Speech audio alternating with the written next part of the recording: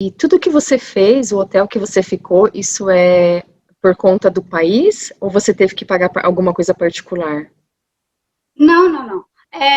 Aqui no Noruega, o sistema de saúde, ele é bem bom por isso. Eu não precisava pagar nem sequer hotel que eu ficava lá, né? Fiquei no hotel do hospital, não pagava nada.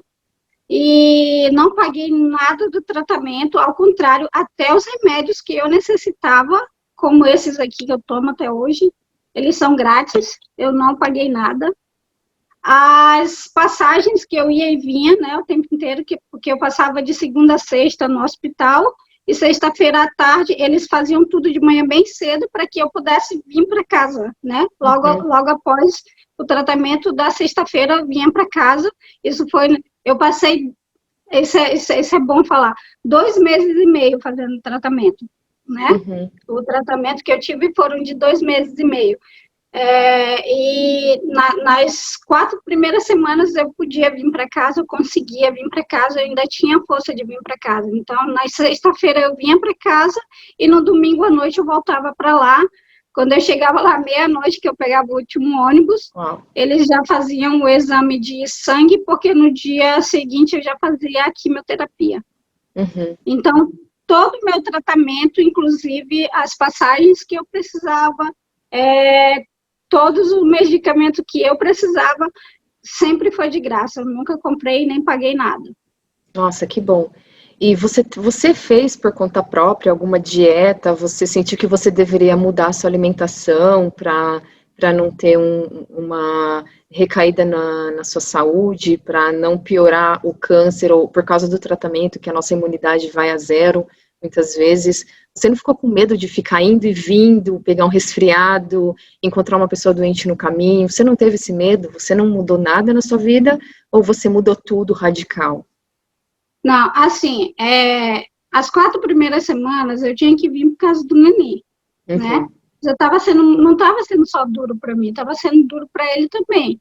Então eu Claro. fazia esse esforço, eu fazia essa. E aqui na Noruega não é como no Brasil que você pega um ônibus e ele está lotado, né? Não é assim. Uhum. Você consegue sentar numa fileira de banco sozinha. Ninguém vai estar perto de você, entende? Então, foi seguro para mim viajar as 4 primeiras semanas. Só que depois das 4 primeiras semanas, eu fiquei muito debilitada. Então, eu já não conseguia. E aí, eu tive que optar em ficar lá, né, Uhum. no médico. Então, eles já iam para mim. No final de semana, eles iam e ficavam comigo lá no hotel, que eu fiquei 2 meses no hotel, as últimas 2 semanas eu tive que ficar no hospital porque eu estava realmente muito debilitada, eu Muito precisava de fraca. alguém comigo o tempo inteiro, entende? Uhum. Então eu tive que ficar lá, eu pedi para ficar lá e eles me deixaram lá, então eles ficavam 24 horas me monitorando e tipo assim, porque no hotel eu acho que o cozinheiro era indiano. Ele gostava de colocar pimenta, muito apimentado a comida. E eu reclamei várias vezes, eles pediram para tirar o condimento, mas eles não tiravam. Então, o hospital mesmo, porque assim, na Noruega, se você está doente desse tipo, você tem direito de escolher o que você quer comer, Uhum. entende?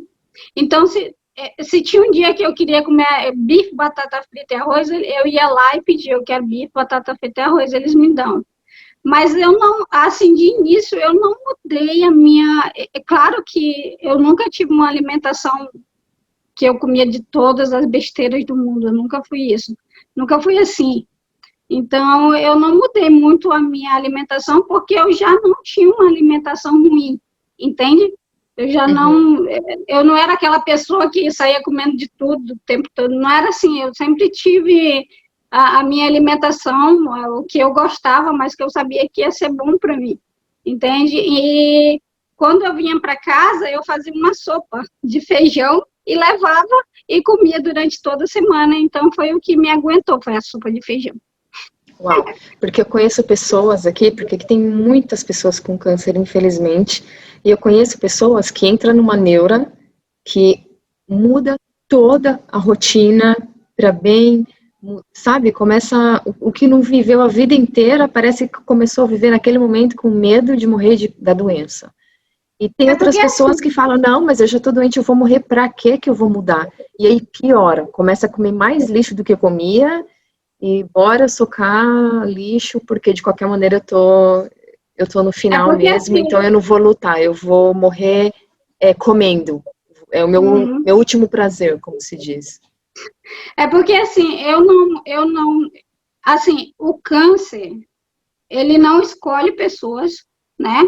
Nem Mas religião, nem cor. nem religião, nem ninguém, ele não escolhe. É o cristão, o judeu, o muçulmano, tem criança, velha, adulto, não, ele não tem assim, ah, esse daqui tá imune, não.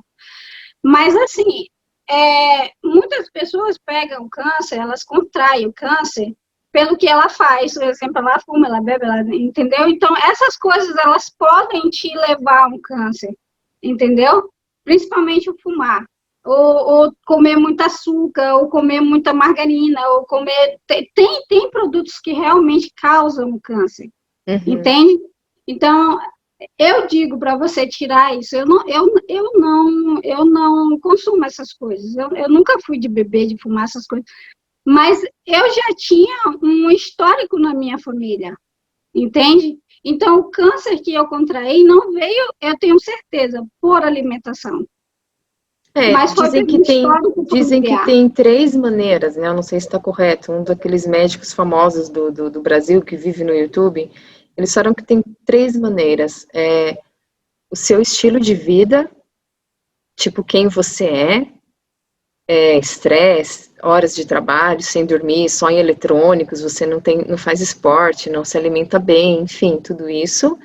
Tem a Uhum, genética e outra eu não lembro, mas são três caminhos que levam você para um câncer. O câncer não nasce do nada, mas, por exemplo, como tem crianças que já nascem com câncer, isso que eu nunca entendi. Mas eles explicam que hoje eles entendem que o câncer ele não é uma doença, ele é inclusive um sintoma, que por isso que quando você acha que você tem um tumor maligno, se você arrancar ele, você está livre do câncer, não é correto, porque o câncer ele ainda está ali e você não trata o sintoma, você tem que tratar a causa, e a causa é a vida que você leva.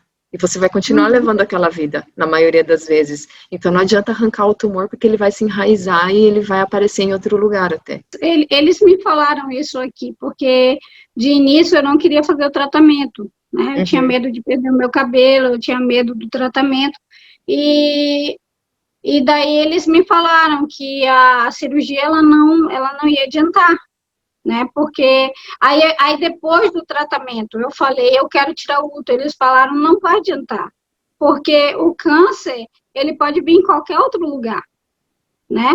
Não vai adiantar. Não dá para E ficar oca, né? Senão aí você não vive. não vai adiantar. E no meu caso, eu não posso mais tirar o útero, porque devido às rádios, ele grudou com a bexiga. Então, se Oh. eu resolver tirar o útero, eu vou ter que usar a bolsinha o resto da vida, entendeu? Uhum, Então, entendi eu não muito bem. posso. É, não vale a pena. Eu tenho Não, trauma não. dessa bolsinha, só de olhar me dá uma sensação muito ruim. É. Então, é assim, eu sabia, eu tinha consciência que o câncer que eu adquiri não foi por causa da alimentação, mas Uhum, era porque vinha de um caso hereditário, né? Minha mãe, minha tia, enfim. Então, a gente já sabia, né? A gente já sabia que eu correria esse risco, entende? Mas é claro que eu cuido da minha alimentação, eu sei tudo o que pode alimentar o câncer e o que combate o câncer, então eu tento nunca consumir aquilo que eu sei que pode alimentar o câncer, mas uhum, eu consumo bastante aquilo que eu sei que combate o câncer. Mas o que eu digo é assim, mesmo que você não tenha sintoma nenhum, não deixe de fazer os exames que você tem que fazer. Eu fazia de 6 em 6 meses, porque eu tenho casos, né, de câncer na uhum. minha família, então eu fazia de 6 em 6 meses, e o importante é não faça em só um lugar, O exemplo é o 6º mês. Você vai em 2 laboratórios diferentes para fazer o câncer, porque quando eu vim do Brasil, que eu fiz o preventivo lá, eu já estava com câncer.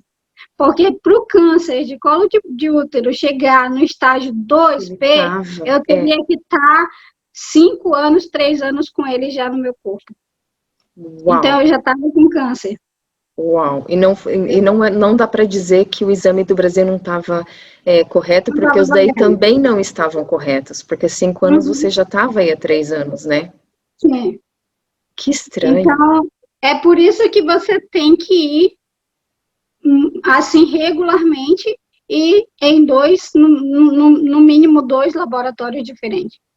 E esse tem que ser o Papa Nicolau só, ou dá para fazer um exame igual o da próstata, que dá para fazer o exame preventivo de toque, e dá para fazer também o exame de sangue? Dá para fazer os dois, ou é só o físico?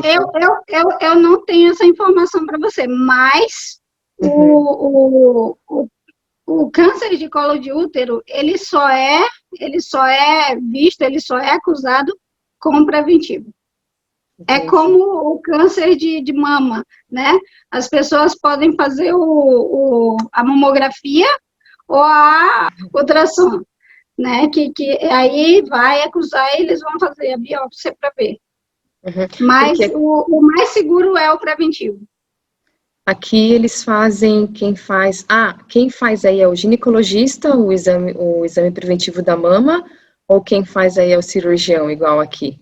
Não, aqui é o mastologista. Porque assim... Mas aí você precisa de uma carta te enviando para ele. Ou você vai direto para ele? Não, é assim, aqui você vai... Um exemplo, aqui eles não fazem em todo mundo, só com pessoas que têm mais de 54 anos, entendeu? Uau. Então, e eu faço por quê? Porque depois do câncer eu tenho menopausa precoce. E os hormônios que eu tomo, eles podem causar o câncer de mama. Então, para mim, é mais fácil chegar no mastologista. O que eu faço? Eu tenho que ir no meu médico familiar, e daí o meu médico me encaminha para uma tomografia. Se a tomografia acusar algo, aí sim eu chego no mastologista, que vai fazer a biópsia e me encaminhar para o centro de hospital de câncer. Se precisa, né? Sim. Aqui você vai direto, não precisa passar pela sua médica de família nem pelo ginecologista. O ginecologista não toca em você nessa área. Você vai direto para um cirurgião, que ele é cirurgião de corpo inteiro. E aí você marca e ele faz o exame de toque. Ele só vai te mandar para um ultrassom se ele achar algum nódulo. Se ele não achar nódulo, ou se você não reclamar de uma dor, sei lá, ou se você não mentir que você tem um monte de dor e começar a inventar coisas para você conseguir, ele não manda você, tem que ser uma guerra, assim. Aí eu falo, eu tenho casos na família, a minha tia, a minha avó, do lado do meu pai câncer de útero, enfim, não falta. Infelizmente, não falta na minha família. Ele falou assim, mas isso não prova nada. Eu vou fazer. Se eu achar alguma coisa, eu te mando para um ultrassom. Eles não fazem também o raio-x, né, que é a mamografia. Só faz mamografia se você já teve câncer, porque se você já teve câncer, o seu corpo já recebeu tratamento muito pior do que uma mamografia. Eles não fazem rádio, que mamografia é com radioterapia, né, com raios, não sei como chama isso. Então, eles não fazem aqui. Você pode espernear ali e não vai acontecer nada. Ele fala assim, olha, eu sou médico. Ele falou para mim, eu sou médico e você não precisa no momento. Volta daqui a 1 ano. Assim. Aqui também é assim, se você já tem a idade, que é aquela idade que eles falam que é mais propício a ter o câncer de colo de mama, então vem uma carta automática, você não precisa nem ir no médico. Entende? Mas é muito tarde, 50 anos para mim eu acho que já é muito tarde, porque pessoas com 30, eu tenho uma amiga que teve que tirar nódulo gigante com 20 e poucos anos. Eu tenho outra amiga com 41 que ela, de 6 em 6 meses ela faz ultrassom e de vez em quando ela faz mamografia, porque ela tem muitos nódulos também, nas duas Uhum. mamas. Mas eu imagino que Assustador. depende também do caso, né? Se você tem um histórico familiar, então eles têm um cuidado maior. Mas se você não tem histórico familiar, não tem por que você se submeter a uma mamografia que não é um exame qualquer, é um exame que pode até causar o câncer É o que da eles mama falam se você não aqui. tem. Eles falam, não, nós não fazemos mamografia só em pessoas que já tiveram, porque né, já passou pelo pior do que Uhum, isso. Ou se você realmente, se aparecer algo no ultrassom, aí nós vamos uhum, te mandar para uma mamografia. Se aparecer na mamografia, vai para uma tomografia. Se aparecer na tomografia, vai para uma biópsia. E só depois uhum. da biópsia é que daí começa toda O tratamento. o desenrolar da história, né? Mas Uhum, é um longo caminho até você conseguir tudo isso. Tem que saber uhum. bem hebraico para não se perder no tempo, porque às vezes você está numa linha de tempo curta e quando você consegue daqui 6 meses, daqui mais não sei quantos meses, aí a doença já está avançada. Uhum. Então aqui a gente vai no grito. Aí também é no grito ou você conversa de boa e tudo rola? No meu caso, eu fui de boa, porque, como eu falei, eu já tenho um histórico familiar. Depende muito do caso, entendeu? É como eu estou falando, se você não tem o histórico familiar, para você chegar até esse exame, você vai ter que ir no grito, vai ter que esperar na fila. Mas se você tem o histórico, aí não, aí você é prioridade, entende? Entendi. E o ginecologista, ele não faz, realmente aqui ele também não faz. Quem É, faz é o mastologista. aqui nem isso. Aqui é um cirurgião, ele faz a cirurgia do seu pé e daí ele toca na sua mama também. É É bizarro. bem, é bem assim, eu tô rindo, mas não é nada engraçado. Quando você tem que ir lá, você não se É. sente engraçada, que tem ali pessoas de todos os tipos, de todos os modelos, e você fica Eu sei como é pensando, o que que eu tô fazendo aqui com tudo isso aqui nessa sala? é. Eu sei Homem, como é que mulher, criança, enfim. É complicado, dá um medo, assim, será que ele sabe, será que ele não sabe, será que, né, você respira fundo e vai na fé. Como foi quando o médico falou para você, agora você está curada? Como foi esse momento e quando isso chegou, quando isso aconteceu? No meio do tratamento já se sabia, só que continuou para, sei lá, acabar com as chances? Ou muito não. depois com os medicamentos, como foi isso? Como eu falei, eu fiz 5 bráquios, que é Uhum. o procedimento mais pesado. Você tem que ir para uma sala de cirurgia, ter anestesia geral com toda a equipe médica, e aí eles introduzem em você um aparelho. Eu tinha que ficar 3 horas sem me mexer, sem me mover. Agora imagina com 43 quilos Uau. em cima de uma que é uma coisa de ferro, você tem que ficar uma maca, eles colocam uma prancha de ferro para você ficar em cima daquela prancha. Eu não podia me mover para que os aparelhos não saíssem do lugar. Eu lembro que a última bráquio foi a pior de todas, porque quando você está fazendo o tratamento do câncer, eles aqui na Noruega, não sei no Brasil nem em outro canto do mundo, mas aqui eles te pedem para você não comer nem bolacha, Uhum. porque qualquer ferimento no seu corpo você pode ter uma hemorragia. Uau. Então, eu não comia nem bolacha por causa disso, e nesse último procedimento de bráquio, eu acordei da anestesia na maca já, e eu senti que eu tava nadando, literalmente, escorregando, nadando.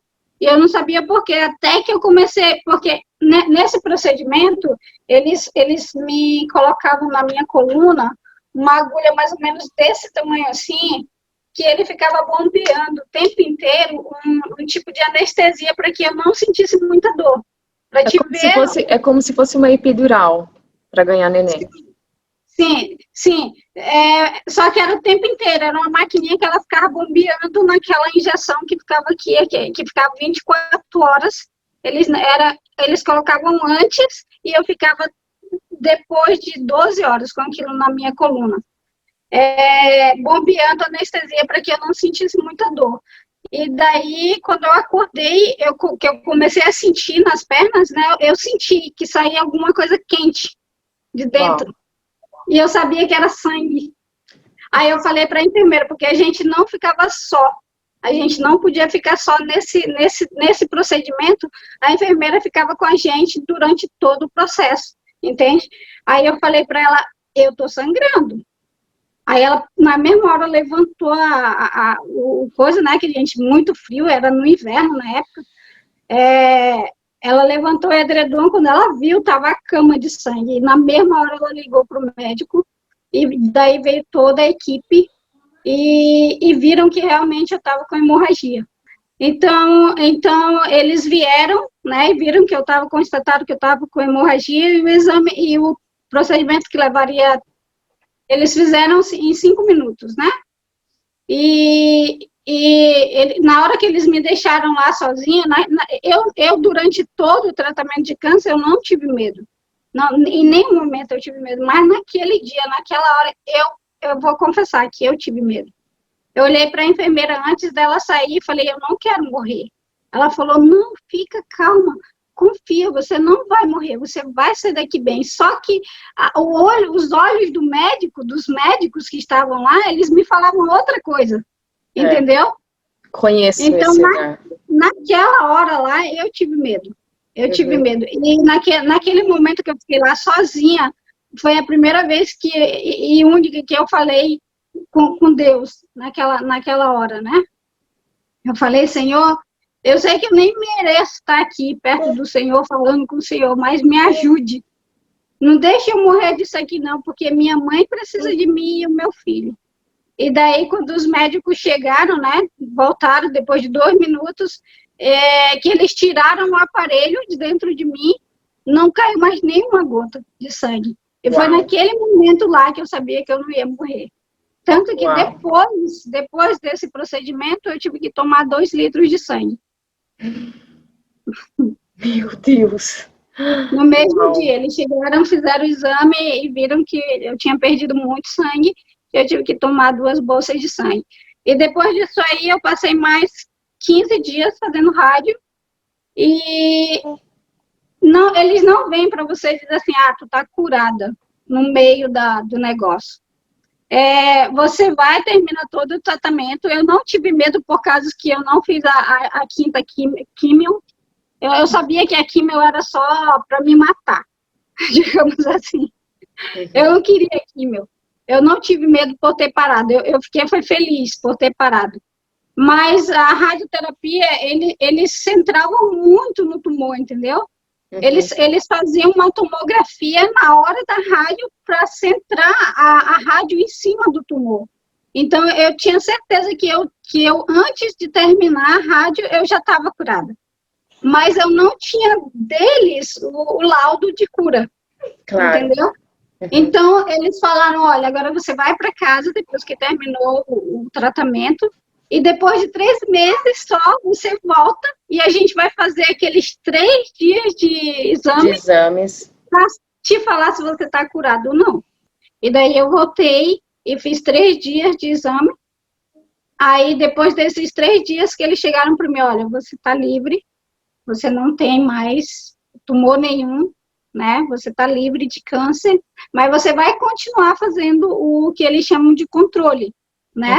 Nos primeiros 3 anos, eu ia de 3 em 3 meses no ginecologista. O que é o controle? Você vai lá, ela vai te examinar, vai fazer todo tipo de exame que ela precisa para ver se você não tem nenhum rastro, né, de câncer. Então, se ela vê alguma coisa, ela te envia para lá de novo. Agora, se ela não vê, tá tudo beleza. Então, eu faço esse controle. Fazia de 3 em 3 meses. Agora que já vai fazer 5 anos, né? Em dezembro, eu já estou fazendo de 6 em 6 meses. Que ia falar. Então, a cura você recebeu só depois dos 3 meses. E durante esses 3 meses, o seu cabelo caiu, você teve sequela. Você teve insegurança, você teve depressão, o que você sentiu nessa espera de 3 meses? Você ficou em casa descansando ou você fazia alguma coisa para se distrair para o tempo passar mais rápido? Então, vamos lá para o pós-câncer, né? Pós-tratamento do câncer. Nos 3 primeiros meses que eu não eu não tinha resposta, mas eu tinha certeza de que estava curada, porque eu não tinha mais dores e nem sintomas, né? Aqueles que eu tinha falado no início do vídeo. E então eu tinha certeza da cura, eu tinha. Só que é claro que você quer ouvir da boca do médico que você está curado, né? E daí, depois que eu fui lá, depois dos 3 meses, que eles falaram que eu estava curada, que não tinha mais rastro de câncer, que o corpo estava livre, aí eu imaginei, na minha grande inocência, né, que eu ia voltar para a minha vida normal. Que eu estava curada, não tinha mais câncer, gente. Fui curada, graças ao Eterno. Mas não foi o que eu imaginava. Mas isso você sentiu nos 3 meses, durante os 3 meses, que teve já consequência, que teve sequela do tratamento? Porque assim, não, a quimioterapia, os sintomas dela que eu sentia era logo após os 3 primeiros dias que eu tomava, né? Uhum. Eu ficava muito debilitada, eu não tinha força nem para falar. Para mim, a voz sair, eu tinha que fazer muita força nos 3 primeiros dias. A radioterapia, ela começou a me dar vertigens de que ela ia me destruir depois de 15 dias, que eu comecei a sentir muitas dores no meu abdômen, no meu intestino, né? E aqui onde eu recebi a rádio, ficou preto. Era como se tivessem pego assim todo o meu quadril e queimado onde ela passava, né? Todo o meu quadril ali ficou preto, como se tivessem pegado assim um negócio e passado fogo assim, sabe? Feito uma volta de fogo. Então, foi ali que eu vi que eu ia ter sequela que eu ia ter sequela depois. Mas a sequela sentida mesmo foi só depois de 1 ano e pouco. Que aí eu vi que agora, como agora, né? Eu não estou trabalhando, eu não consigo trabalhar. Eu sinto muitas dores no meu quadril, eu não consigo andar direito, né? Sem sentir dores. Às vezes eu sinto muitas dores à noite e é como se tivesse, às vezes, um peso de 100 quilos empurrando a minha perna para baixo, assim, o meu ventre, empurrando o ventre para baixo, sabe? Então, essa é uma das sequelas. Se depois do câncer você sentir essas dores, elas são normais. Entende? Não tem cura, tem que conviver com isso. Então, eu tô indo para terapias, né? Eu tô indo para terapias, eu tô indo para radioterapeuta, enfim, eu tô indo para todos os profissionais que dizem que pode me ajudar com isso. Mas não tem ajuda para isso. O que eles falam a gente pode te ajudar a amenizar ou a você conseguir isso. Que eles falam para mim, você foi curada de uma coisa muito terrível, mas com uma cura muito terrível. Entende? Que ela matou o câncer, mas ela também te trouxe muita sequela. E é assim que eu vivo hoje. Com bastante sequela. Inclusive, o meu canal vaginal, né, por causa da bráquio e da rádio, ele fechou. Só que de quando em quando você fazia a braca, que era a pior parte do tratamento, e quando foi a quimio? Só no final?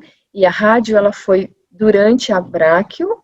Ou primeiro fez bráquio de X em X, depois toda a rádio, e depois começaram as quimio? Como foi esse... Não, o meu tratamento foi assim, foram 34 rádios. A rádio era diária, de segunda a sexta. Né? Toda de manhã, eu ia de manhã bem cedo lá, e daí eles faziam a rádio, todos os dias, de segunda a sexta, só no final de semana porque eles não trabalhavam. A bráquio era uma vez por semana, todas as terças-feiras. E a químio era todas as quintas, não, a químio era todas as quartas. Então, foram 4 semanas seguidas, e a Braque foram 5 semanas seguidas. Só que a Braque, nós começamos a fazer a Braque, eu já tinha 1 mês e pouco de tratamento. E a químio eu passei 4 semanas, só as 4 primeiras semanas, depois eu não fiz mais químio. Só rádio e a Braque. Ah, entendi. Então, tipo, o tratamento era tudo junto, só que cada um com o seu tempo, e o que acabou primeiro acabou, depois ficou do meio. Entendi. Sim, é isso. E depois de 1 ano você começou a sentir as sequelas de verdade. As sequelas de verdade, porque é assim, não é uma coisa que vai... o meu caso não é o que pode acontecer com outra pessoa que está passando por isso. Tem gente, como eu falei, que não sente nada. Nenhum tipo de sintoma, nenhum tipo de efeito da químio, da rádio, nada, nada, nada. Mas tem gente que começa a sentir da hora que começa o tratamento. E tem gente que vai sentir somente depois, só depois de algum tempo. E eles falaram que a quimioterapia, ela tem um tempo de ação no teu corpo de 10 anos. Então, até 10 anos ela vai ter efeito no teu corpo. Entendeu? A rádio, ela pode ter efeito o resto da vida. Uau! E os zumbidos ainda continuam? Sim, eu até esqueci de te falar. Eu recebi o aparelhinho que eu tinha te falado, né? Que tu também me falou. Mas que minha irmã é especialista. Tá lá em cima, mas... Porque, assim, eles querem tratar o tinnitus, o zumbido, com barulho. E eu não quero barulho, eu quero silêncio, gente.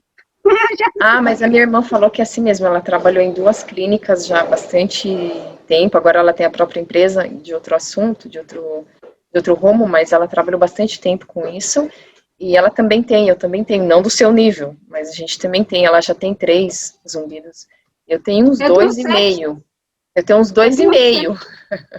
Eu tenho 7, e tem dias que eles estão de uma maneira que tá tão alta que eu não consigo dormir, eu não consigo ouvir as coisas, só ouvindo zumbido.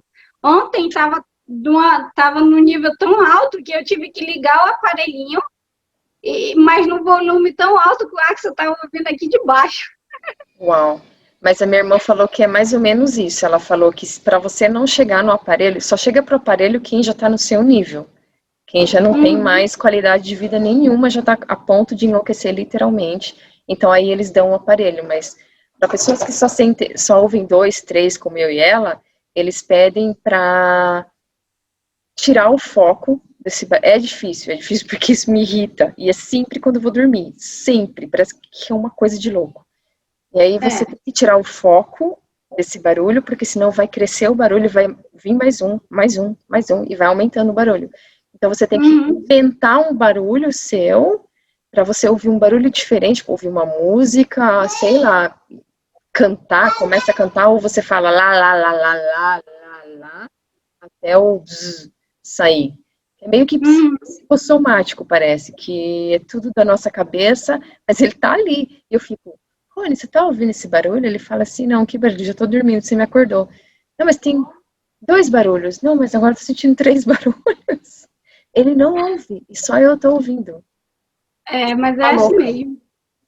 É terrível. Mas a gente convive.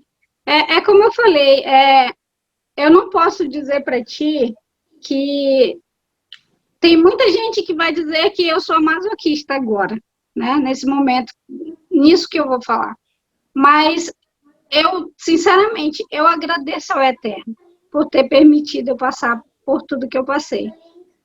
Porque isso me fez eu me tornar uma pessoa melhor. E isso também me fez ver que eu não sou eterna, que eu posso morrer a qualquer momento. E é por isso que hoje eu vivo a minha vida todos os dias como se fosse o último dia. Igual aquela senhora, até me arrepiou. Isso, não de tristeza.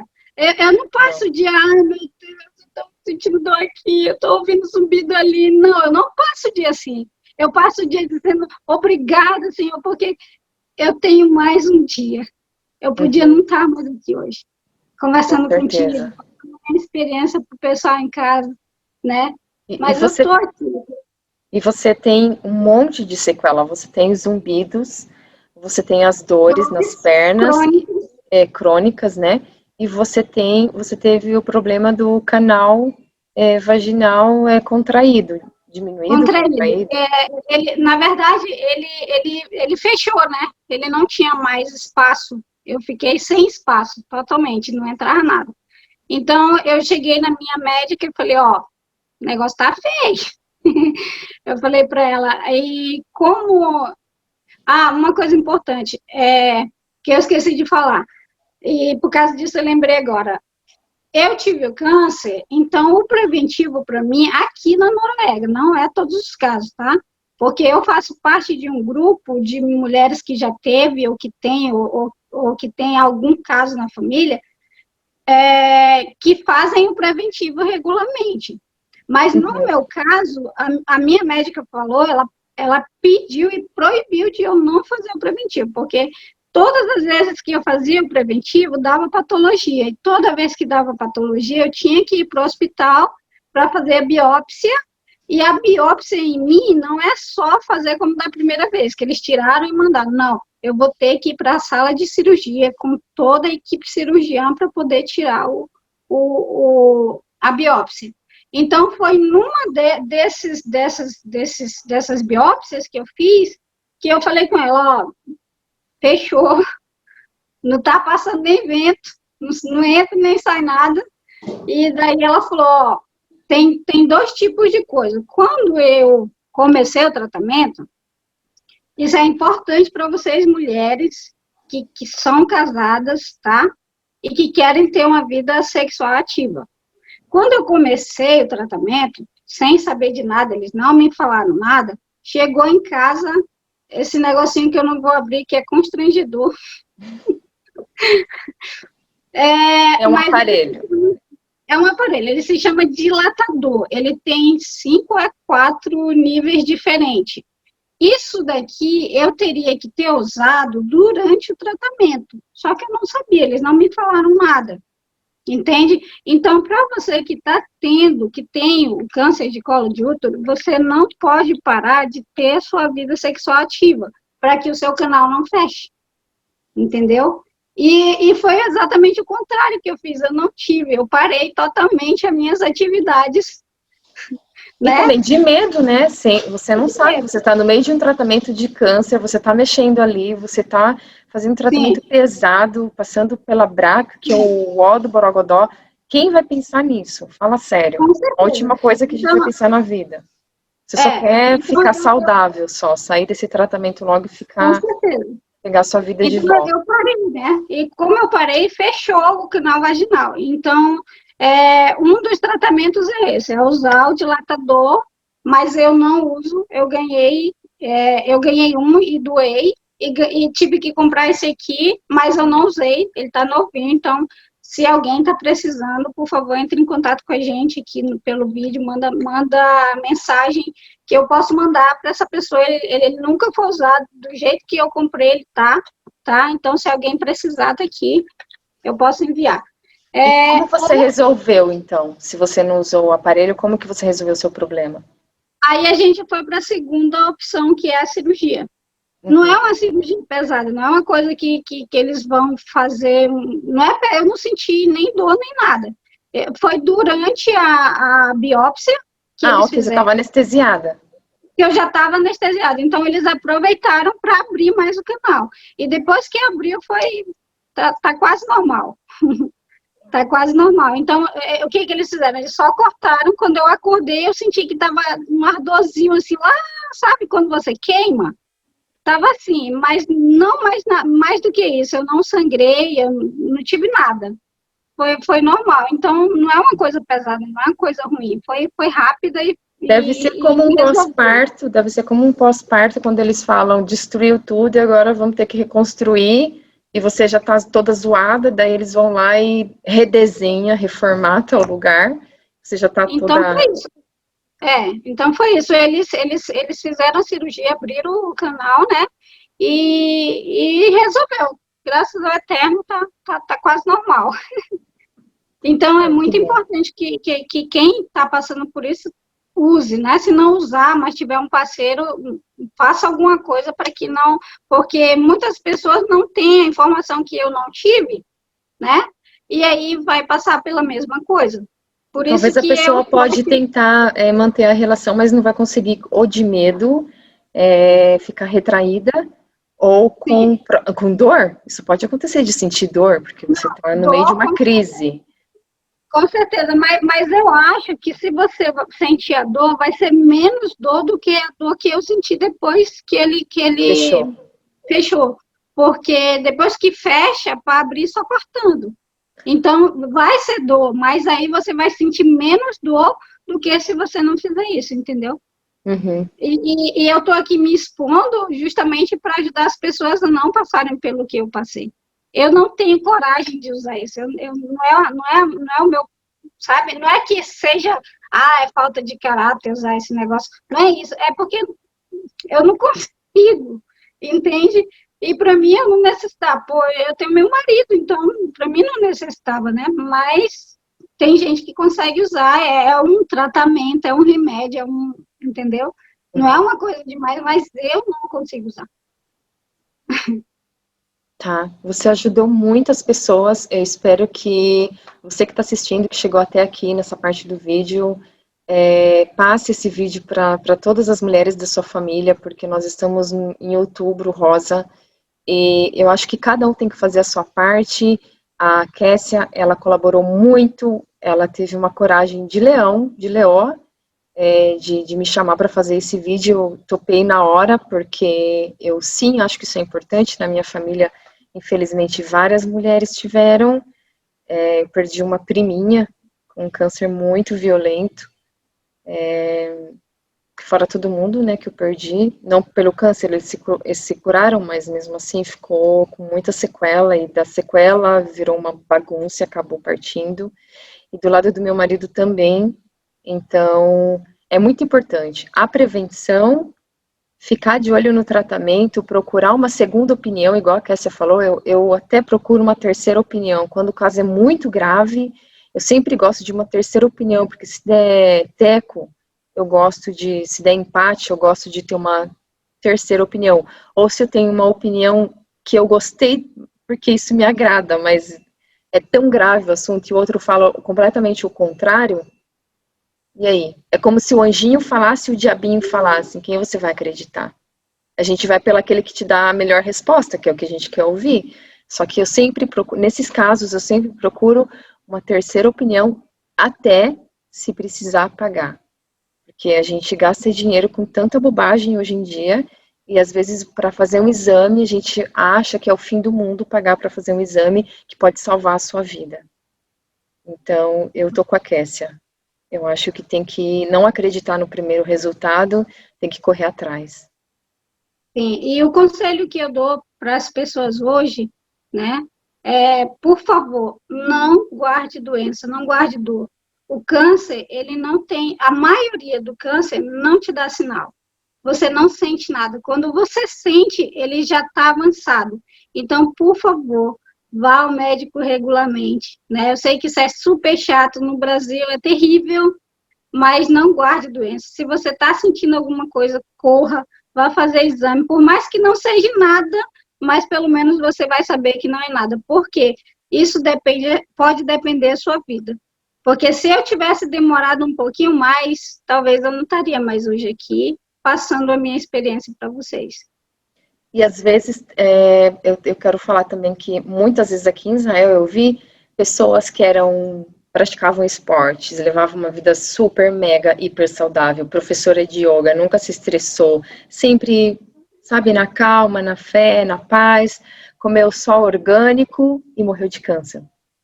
Não, E tem pessoas que fumaram, trituraram açúcar, só lixo, comeram lixo a vida inteira e nem nada, né? Nem teve câncer, e se teve, logo sarou ou viveu, sei lá, 15 anos e não aconteceu nada. Então, isso também pode ser, pode não ser. Não é porque você leva uma vida saudável que você não vai se prevenir. E não é porque você descobriu que tem câncer e tem uma vida lixo, que se você não melhorar a sua vida, você não vai continuar a sua luta, você não vai conseguir chegar na sua cura.